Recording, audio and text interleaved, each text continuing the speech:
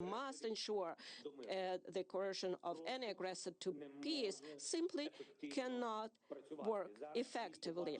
Now the world can see that what Russian military did in Bucha while keeping the city under their occupation. But the world has yet to see what they have done in other occupied cities and regions of our country. Geography might be different or various, but cruelty is the same, crimes are the same, and accountability must be inevitable. Ladies and gentlemen, I would like to remind you of Article 1, Chapter 1 of the UN Charter. What is the purpose of our organization? Its purpose is to maintain peace and make sure that peace is adhered to. And now the UN Charter is violated literally, starting with Article 1.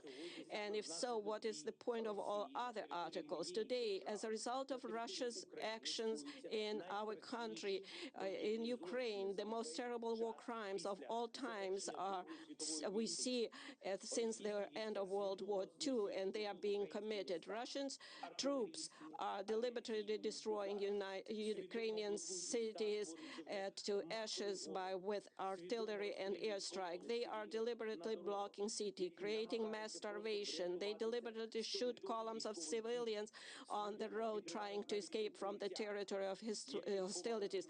They even deliberately blow up shelters where civilians hide from airstrikes. They are deliberately creating conditions in the temporarily occupied territories so that as many civilians as possible are killed there. The massacre in our city of Bucha is only one, unfortunately, only one of many examples of what the occupiers have been doing on our land for the past 41 days. And there are many more cities, similar places where the world has yet to learn the full truth. Mariupol, Kharkiv, Chernobyl, Tyrka, Borodyanka, and dozens other Ukrainian communities. Each of them is similar to Bucha. I know, and you know perfectly well, what the representatives of Russia will say in response to the accusations of these crimes. They have said that many times. The most significant was after the shooting down of the Malaysian Boeing over Donbass by Russian forces with Russian weapons, or during the war in Syria. They will blame everyone just to justify their own actions. They will say that there are various versions, different versions, and it is impossible to establish which one of those versions is true. They will even say that the bodies were of those kills were allegedly thrown away, and all videos are staged. But it is 2022 now. We have conclusive evidence, so there are satellite images. We can conduct full and transparent investigation. That is what we are interested in. Maximum access for journalists, maximum cooperation with international institutions, involvement of the International Criminal Court, complete truth and full accountability. I'm sure that every member state of the UN should be interested in this. For what? In order to punish once and for all those who consider themselves privileged and believe that they can get away with anything. So show all the other potential war criminals in the world how they will be punished. If the biggest one is punished, then everyone is punished. Why did Ukraine come to Ukraine? I will tell you, because Russia's leadership feels like colonizers. In ancient times, they need our wealth, our people. Russia has already deported hundreds of thousands of our citizens to their country. They abducted more than 2,000 children, just simply conducted those children and continue to do so. Russia wants to turn Ukraine into silent slaves. The Russian military are looting openly the cities and villages that they have captured. This is wide-scale looting. They are stealing everything, starting with food, ending with earrings, gold earrings that are pulled out with and covered with blood. We are dealing with a state that is turning the veto into the UN Security Council into the right to die. This undermines the whole architecture of global security. It allows them to go unpunished. So they are destroying everything that they can. So if this continues, the countries will rely only on the power of their own arms to ensure their security, and not on international law, not rely on international institutions. The United Nations can be simply closed. Ladies and gentlemen, are you ready to close the UN? Do you think that the time of international law is gone? If your answer is no, then you need to act immediately. The UN Charter must be restored immediately. The UN system must be reformed immediately so that the veto is not the right to die, that there is a fair representation in the Security Council of all regions of the world. The aggressor must be brought to peace immediately. Determination is needed. The massacre from Syria to Somalia, from Afghanistan to Yemen and Libya, that should have been stopped a long time ago, to tell you the truth. If tyranny had at least once received such a response to the war it had waged, it would have ceased to exist, and honest peace had been guaranteed after it, and the world would have changed for sure. And then perhaps there would not be war in my country against our people, against Ukrainian people, against our citizens. But the world watched and did not want to see either the occupation of Crimea or the war against Georgia or taking the entire Transnistria from Moldova, and how Russia was preparing the basis for other conflicts and wars near their borders. How to stop it? Right away, the Russian military and those who gave them orders must be brought to justice immediately for war crimes in Ukraine. Anyone who has given criminal orders and carried out them by killing our people will be brought before the tribunal, which should be similar to the Nuremberg tribunals. I would like to remind Russian diplomats that a man like von Ribbentrop has not escaped punishment for crimes in World War II. I would also like to remind you that Adolf Eichmann also did not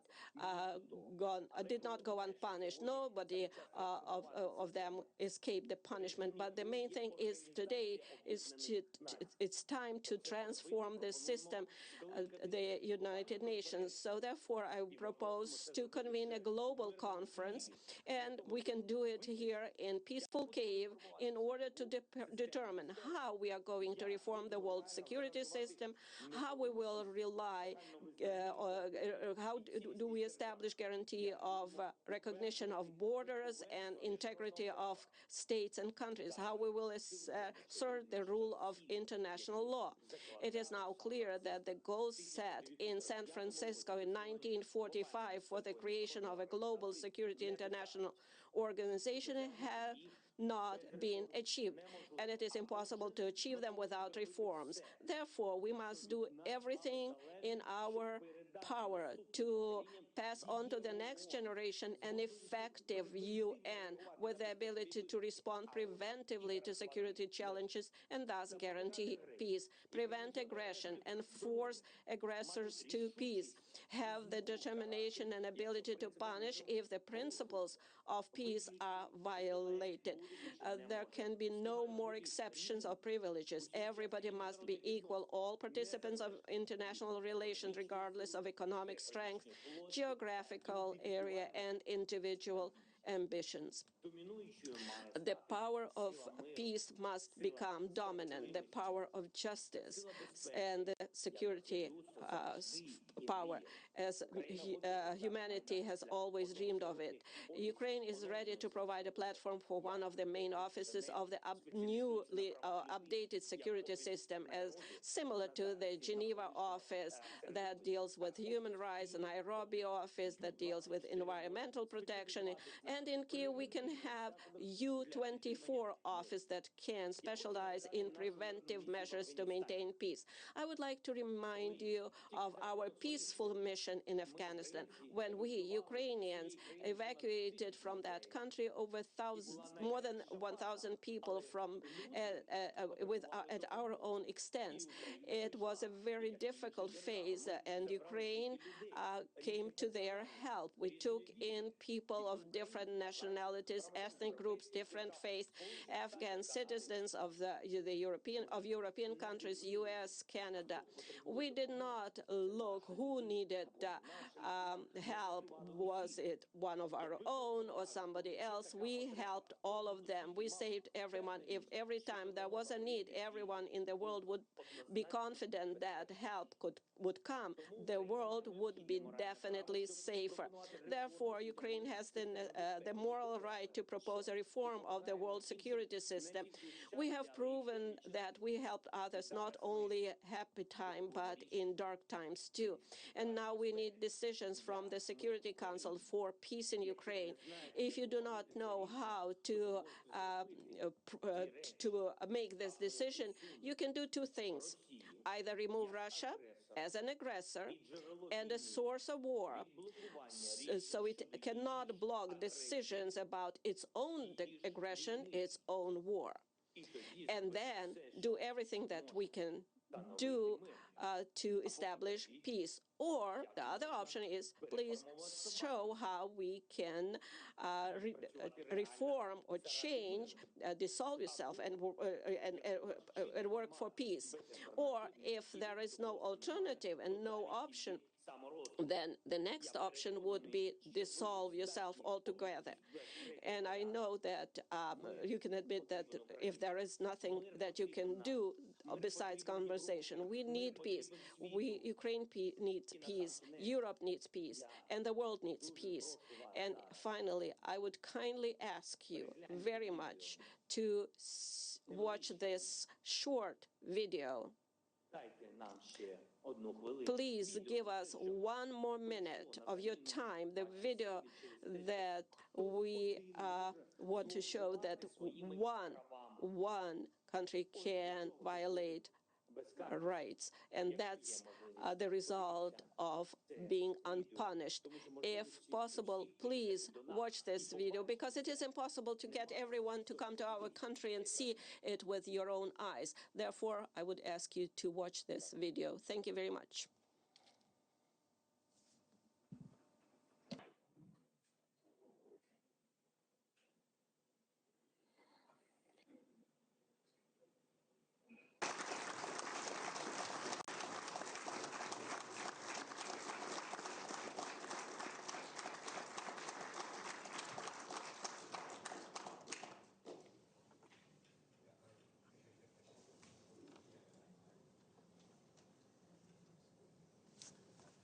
The video. They have the video. They have it. So you heard him mention a video several times, right? So we'll wait to see whether or not that plays out here, or whether or not there are technical difficulties between New York and Kyiv. Video? Is it just coming?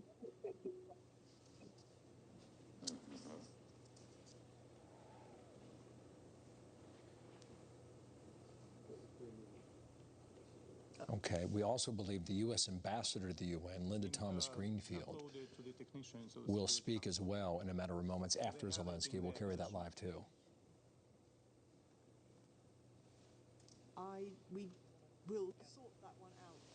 One of the things he said was, of course, he talked about his visit to Bucha, which is where the atrocities were seen, but he made the case that you have not yet seen other cities. So, for example, Mariupol and other cities, of course, Bill, that you know well, as you go over the map over and over again, as the Russians retreat, what will they find? speaking in my national capacity. So one of the things he's requesting, as we were sitting here, we're like, well, what's the ask, right? He's urging reform for a more effective UN, easier